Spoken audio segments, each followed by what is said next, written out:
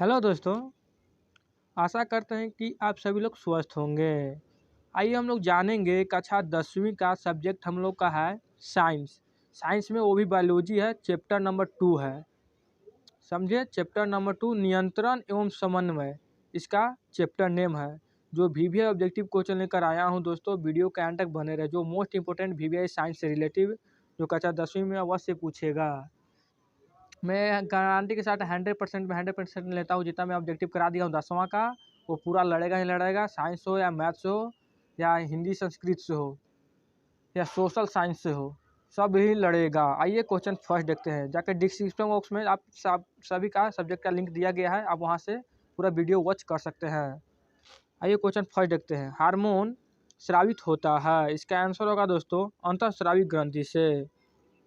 प्रश्न संख्या 2, ग्वाइटर अथवा घेंघा पनपता है, इसका आंसर होगा दोस्तों आयोडीन की कमी से।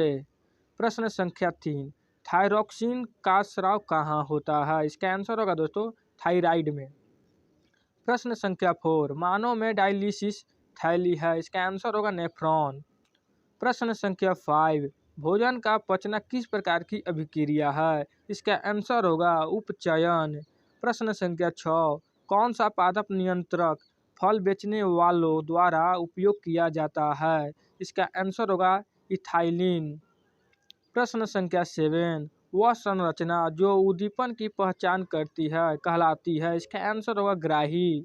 प्रश्न संख्या 8, निम्न में से कौन सी एक अंतःस्रावी और बाह्य स्रावी ग्रंथि दो प्रकार की होती है, इसका आंसर होगा पैनक्रियाज या अग्नाशय। प्रश्न संख्या 9, कौन सी अंतःस्रावी ग्रंथि वृक्क के दोनों ओर ऊपर स्थित होती है, इसका आंसर होगा एड्रिनल। प्रश्न संख्या 10, जीवों में ध्वनि ग्रहण करने के लिए संवेदी अंग है, इसका आंसर होगा श्रवणग्राही। प्रश्न संख्या 11 है दोस्तों, वृक्क के ऊपर स्थित अंतःस्रावी ग्रंथि है, इसका आंसर होगा अधिवृक्क ग्रंथि। प्रश्न संख्या 13, अधिकतर पादप नियंत्रक उत्पन्न होते हैं, इसका आंसर होगा ए और बी दोनों, बढ़ते तने के अग्रभाग पर और बढ़ती जड़ के अग्रभाग पर, दोनों को होगा। देखिए दोस्तों, वीडियो के एंड तक बने रहे, जो मोस्ट इंपोर्टेंट है, जो चैप्टर वाइज चैप्टर ऑब्जेक्टिव में लेकर आया हूँ आप सभी के लिए। प्रश्न संख्या 14 है, बीज रहित फलों के बनने को कहते हैं, इसका आंसर होगा अग्र प्रभाविकता। प्रश्न संख्या 15 है, निम्न में से कौन सा पादप हार्मोन है, इसका आंसर होगा साइटोकाइनिन। प्रश्न संख्या 17, दो तंत्रिका कोशिका के मध्य खाली स्थान को कहते हैं, इसका आंसर होगा सिनेटिक दरार यानी सिनेप्स। प्रश्न संख्या 18, मस्तिष्क उत्तरदायी है, इसका आंसर होगा उपरोक्त सभी। प्रश्न संख्या 19, बहुकोषीय जीवों में निम्न में से किस प्रकार का समन्वय पाया जाता है, इसका आंसर होगा उपयुक्त दोनों। प्रश्न संख्या 20, तंत्रिका कोशिकाएं कितने प्रकार की होती है, इसका आंसर होगा 3। प्रश्न संख्या 21, प्रतिवर्ती चाप कहाँ बनते हैं, इसका आंसर होगा मेरुरज्जु में। प्रश्न संख्या 22, शरीर की प्रधान नियंत्रक ग्रंथि किसे कहा जाता है, इसका आंसर होगा पीयूष ग्रंथि। प्रश्न संख्या 23, अंतःस्रावी ग्रंथियाँ होती है, इसका आंसर होगा नलिका विहीन में। प्रश्न संख्या 25, थायराइड ग्रंथि की अल्पक्रियता के कारण कौन सा रोग उत्पन्न होता है, इसका आंसर होगा ये सभी। प्रश्न संख्या 26 है, अग्नाशय द्वारा निम्न में से कौन सा हार्मोन स्रावित होता है, इसका आंसर होगा दोनों। प्रश्न संख्या 27 है, पत्तियों का मुरझाना किस पादप हार्मोन के कारण संभव हो पाता है, इसका आंसर होगा एब्सिसिक अम्ल के कारण। प्रश्न संख्या 28, स्रावित होने वाले हार्मोन का समय और मात्रा किस क्रियाविधि द्वारा नियंत्रित की जाती है, इसका आंसर होगा पुनर्भरण। प्रश्न संख्या 29, जड़ का अधोगमी वृद्धि है, इसका आंसर होगा गुरुत्वानुवर्तन।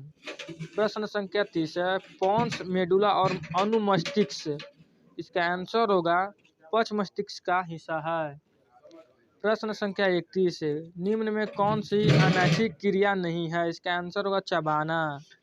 प्रश्न संख्या 32, ऑटो ग्रंथों को थायरॉक्सिन हार्मोन बनाने के लिए क्या आवश्यक है, इसका आंसर होगा सोडियम। प्रश्न संख्या 33, मस्तिष्क का कौन सा भाग शरीर की स्थिति तथा संतुलन का अनुरक्षण करता है, इसका आंसर होगा अनुमस्तिष्क। प्रश्न संख्या 34, पादप हार्मोन साइटोकाइनिन सहायक है, इसका आंसर होगा प्ररोह के अग्रभाग की लंबाई में वृद्धि के लिए। प्रश्न संख्या 35, अनुकुंचन गति किस पौधे पर प्रमाणित की जाती है, इसका आंसर होगा छुई मुई पर। प्रश्न संख्या 36, वृक्क किस तंत्र का भाग है, इसका आंसर होगा उत्सर्जन तंत्र का। प्रश्न संख्या 37, इंसुलिन की कमी के कारण कौन सा रोग होता है, इसका आंसर होगा मधुमेह। प्रश्न संख्या 38, खोपड़ी के अग्र सिरे पर स्थित न्यूरॉन को शरीर के विभिन्न भागों से प्राप्त होता है, इसका आंसर होगा संकेत।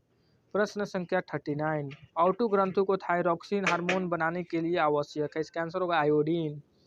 प्रश्न संख्या 40, लीडिंग कोशिकाएं कहाँ मिलती है, इसका आंसर होगा वृषण में। प्रश्न संख्या 41, ऑक्सिन पादप हार्मोन पौधे के किस क्रिया में सहायता करता है, इसका आंसर होगा वृद्धि में। प्रश्न संख्या 42, तंत्रिका तंत्र का भाग है, इनमें से सभी है।